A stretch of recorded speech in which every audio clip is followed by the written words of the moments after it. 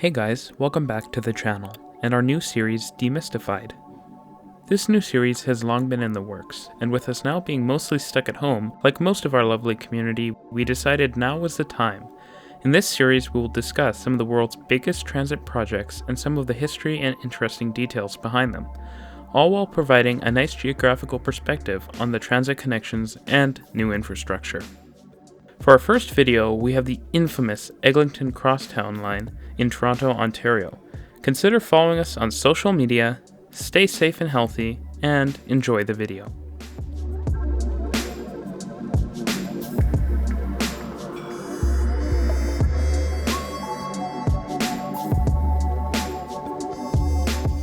A subway along Eglinton Avenue has long been planned in the city of Toronto as a second high-capacity crosstown link to supplement the existing TTC Bloor-Danforth subway line along the north of the city's downtown core. In fact, the beginnings of a subway tunnel were even constructed back in the 90s before being subsequently filled in by a newly minted government. Finally, in the 2010s, Southern Ontario's new regional transit agency Metrolinx began construction on what would now be a low-floor light rail line, partially operating in a tunnel as a proper subway line, and partially on the surface as a high-capacity tramway.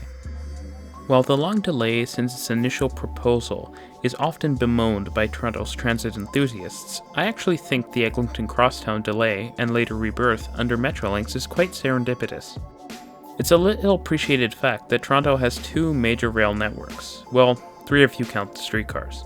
The local grid-shaped TTC subway and the burgeoning radial regional GO rail network. As it were, both networks were built during different eras and so currently don't have the most convenient interchanges, where they exist at all. Further, the two networks, which should complement each other, have struggled in their current states, with the TTC struggling to capture riders from Toronto's booming suburbs, and GO struggling to move riders around the dense urban core of Toronto. With that in mind, the Eglinton Crosstown project can be considered in a totally new light that changes how one might look at other Metrolinx projects, like the Ontario line.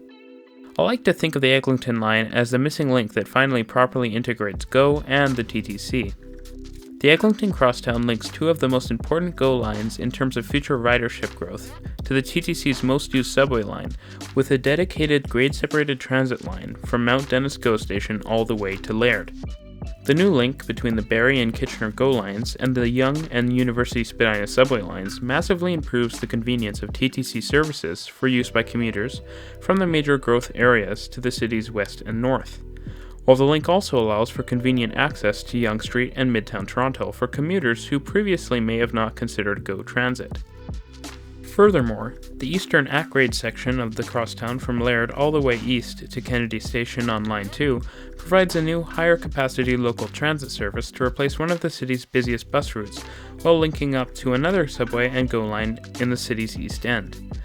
So, with that, a line that was initially planned to be just another subway line is now pulling duty as a brand new regional connector that seeks to unify what until now have largely been highly segregated rail networks, just in time for GO's major service improvements and the TTC's major capacity improvements to both be realized.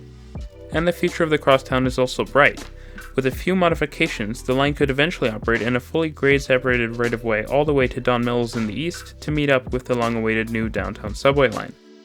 Extensions are also planned for the line both east into Scarborough, where the line can continue to improve local transit connectivity and interface with yet another GO transit line, this time the Lakeshore East line at Guildwood, and to the west, where it will continue as a grade-separated line to massively improve connectivity to Mississauga and perhaps most importantly, Pearson International Airport and the new Airport Transit Center. This will make the Eglinton Crosstown a fundamental piece of the GTHA's rail network, bringing together a majority of the GO Transit network with links to local transit in a number of municipalities. So, with that, thanks for watching the first episode of Demystified, and as always, see you again soon.